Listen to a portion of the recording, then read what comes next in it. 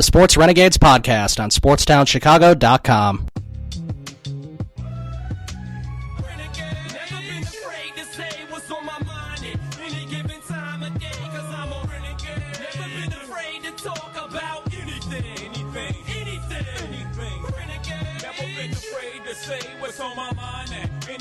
Time of day, cause I'm a renegade. Never been afraid to holler about anything.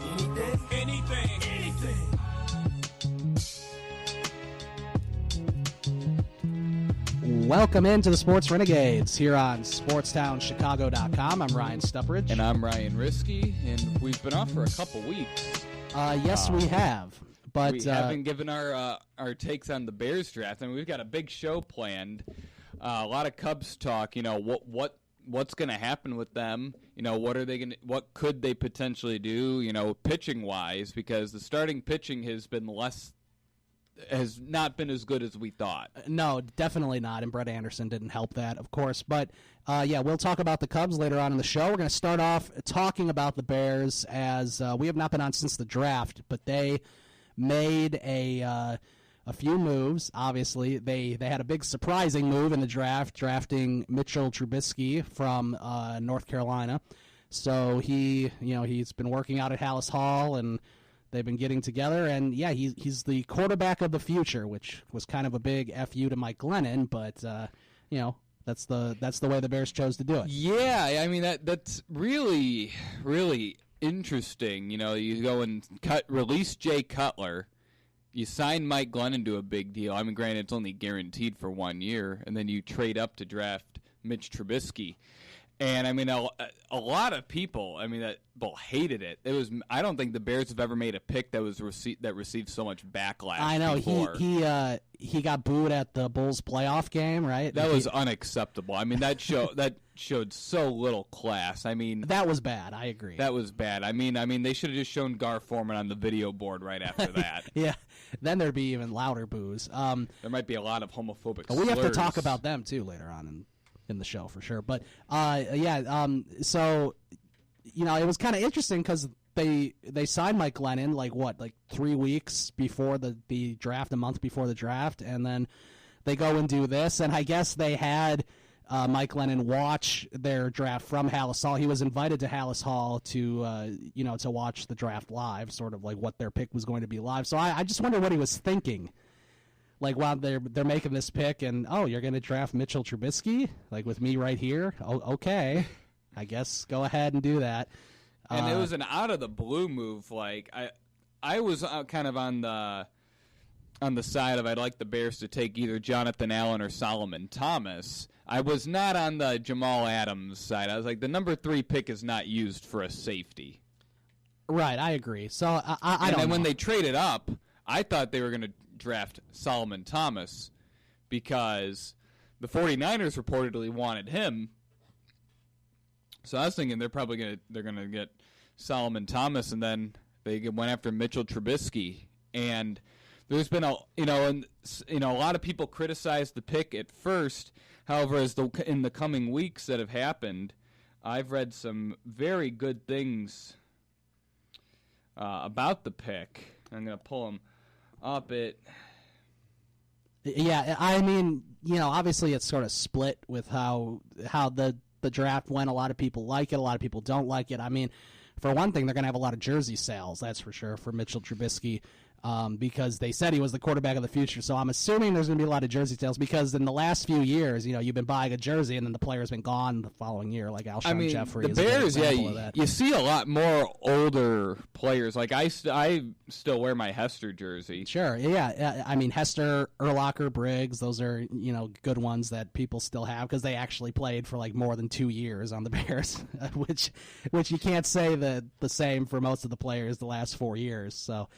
Yeah. Right. I mean, Jordan Howard probably will end up being a good one to get at some point, and Mitchell Trubisky could be. And here's what I found. This is John Mullen from CSN said received this. He said 2 AFC scouts revealed that they had the highest grade on Trubisky that they've had on any quarterback over the past 6 years. Wow. That means higher than Jameis Winston, higher than Marcus Mariota, higher than Cam Newton, higher than Russell Wilson. Higher than Johnny Manziel when he was coming out, right? Just a little higher than him. I'm assuming. I mean, higher than Russell Wilson, higher than Andrew Luck. Yeah, that's impressive. Higher than Derek Carr, and higher than Carson Wentz. Wow. And he said the evaluation of some NFC regional scouting was that Trubisky is an almost perfect quarterback prospect, and that the Bears should count their lucky stars he only started 13 games. Because if he was a 2-year starter, he probably goes number 1 without hesitation. Well, that's a good point. I mean, it is kind of concerning. That's also a concerning point. He only started 13 games. Right. Mark Sanchez started 10 games in college and went 5th overall to the Jets, and look how that turned out. Butt fumble. Yeah, I mean, that the 13-game start is also a concerning thing, except that the Bears can develop him properly. And apparently there's been rave reviews about his arm accuracy and his mechanics so far through practices that they've had at Hallis Hall. Well, that's good, I guess, but problem is, they need to find someone for him to throw to. I'm surprised because we never really. I mean, were people talking about oh, he's going to be so great and blah blah blah. I think it was more of like an inside thing. Like a lot of inside people didn't want to make it known to the public that Mitchell Trubisky was going to be so good. I think that's right, and that part of it too. And at this point, if Ryan Pace thinks he's the quarterback of the future, you've just got to go with it. Like, yeah, I mean, there's no turning back. Right, now, I mean, and there's a lot of people upset with the pick, and people burning their Bears gear, and I mean, there are a lot of angry people on the media that said they were done being Bears fans until they were all those guys were fired, and I'm just thinking, it's like you're trying to drink poison and expect someone, in the Bears front office or the McCaskies to die. Right. It's not how it works. And it's like they want this guy to be terrible. And I'm just thinking, you should want this guy to be good. You want him to be the franchise quarterback that you haven't had forever. And another point is, I mean, who thought that Mike Glennon was going to be a franchise quarterback anyway? He's just a stepping stone to the next direction. It just so happens the stepping stone happened this year when they drafted Mitchell Trubisky. And he's not going to start this year unless he somehow beats out Mike Glennon. It's going to be Mike Glennon this year, maybe next year, because Mitchell Trubisky still has a lot of work to do. He's only started 13 games. Right. I mean, that's the thing, it's probably – and the thing is that I sent out a tweet about this. That said, this is really when you wish Adam Gase was still with the Bears, because wouldn't you trust Adam Gase, developing any quarterback they would find or draft? For sure. So now they have Dowell Loggins. And I was just thinking, you don't really like the job he did with the offense last year.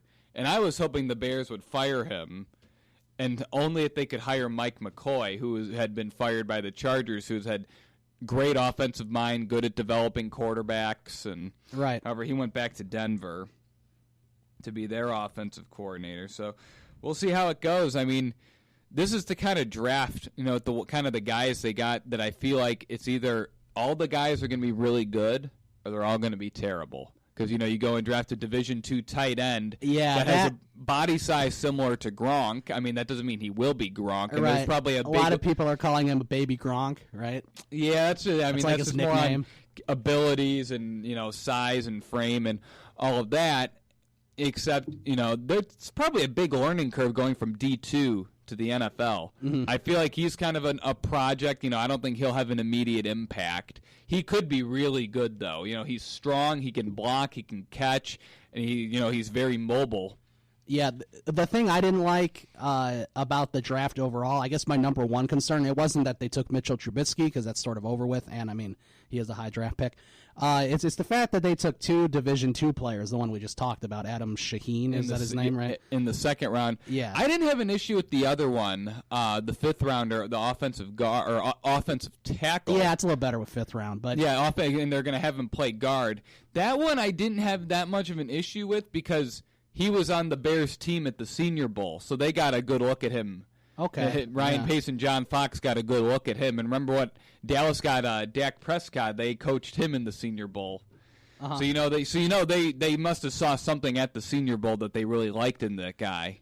Yeah, I guess. But yeah, this Adam Shaheen pick, it's going to be interesting because they're already weak at tight end as it is. I mean, Zach Miller's not great. He's not bad, but he gets injured he gets injured every year. So that'll be kind of a concern, and they do need a good tight end. They need, the Bear and Trubisky would probably love throwing to him if he ends up being really good, and develops properly. Right. I don't think he'll have that much of an impact this season. I think it's kind of a project. Maybe year 2 or 3 will be when he starts to do it, and that'll be fine, as long as he develops and he becomes a big target for Trubisky because he doesn't have that wide receiver. Yeah, he doesn't have that wide receiver I was yet. also on, the fence of being, okay, I'm okay if they trade down a couple picks to select Mike Williams from Clemson because he seems like the real deal at wide receiver. Yeah, he does. And in the 4th round, I love the Eddie Jackson pick from Alabama. Okay. He fell to the 4th round because, he broke his leg last year, towards the end of last year, and he has a rod in his leg, except he led I believe he led the nation in pick sixes. He's got great instincts at safety. They need a good safety. He's good at tackling, and he can return punts. He's really quick, and it's the kind of pick that, if he puts his injury concerns behind him, he's going to be a stud at safety opposite of Adrian Amos. I hope so because they definitely need some help. Of course, all across the board, they need help. But, hopefully, like we said, I think you're right about that. Either all these picks are going to be a hit or they're all going to be a miss. Right, because, that's the kind that, you take 2 Division II players, you trade up to take a quarterback in a draft class that a lot of scouts said there were no franchise quarterbacks available. Right. And so you never know. I like that Ryan Pace was aggressive. I like that he identified Mitch Trubisky as his guy. Right. And Ryan Pace has done such a good job that you just have to assume he's going to be good. Yeah, we got to trust him. I think Ryan Pace knows what he's doing. And even if Trubisky doesn't end up being the guy, I don't think it should cost him his job just because in the later rounds he's hit on so many picks. This isn't where Phil Emery was hitting on maybe one every draft. Phil Emery, Jerry Angelo going back there. Now, those guys are taking these players you'd probably be on the fence of, you think you should have really done that? Right. Ryan Pace is in Phil Emery, his first draft, he gets Alshon Jeffrey, really nothing else of impactful. Second draft, Kyle Long, nothing else really impactful. Third draft didn't really have anything. Then he got fired. And Ryan Pace has had so many different playmakers that he's drafted, impact players. He's done such a good job. And so we'll just have to wait and see. Yeah. It could be a really exciting time to be a Bears fan, though, especially, we'll see what happens when Trubisky starts. Yeah, especially a couple years down the road. We're going to take a break. We'll come back. We'll continue talking about the Bears, NFL, all that good stuff. Later on in the show, we'll talk Cubs. We'll talk Bulls offseason. We'll talk NBA playoffs. All that stuff coming up next. Sports Renegades, SportsTownChicago.com. The Sports Renegades podcast on SportsTownChicago.com.